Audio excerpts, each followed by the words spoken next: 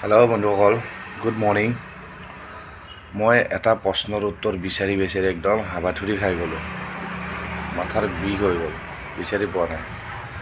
আপোনালোকে জানে যদি কওকচোন, প্ৰশ্নটো কি জানে?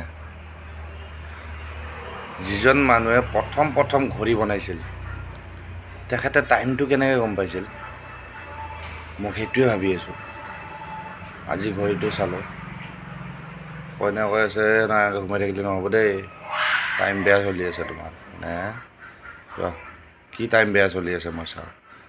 তাৰপিছত চিন্তাটো আহিল, বাৰু আজি আমাৰ কইনাই ঘড়ীটো চাই কিনে মোক ক'লা আৰু এনেকৈ থাকিলে নহ'ব, টাইম বেয়া আছে।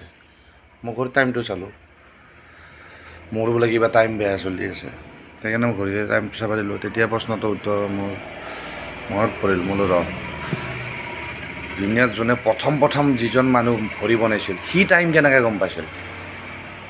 আপোনালোকে জানে যদি মোক জনাবচোন। মই সেইটোৱে এতিয়া বিচাৰি পূৰা হেৰান হৈ আছোঁ।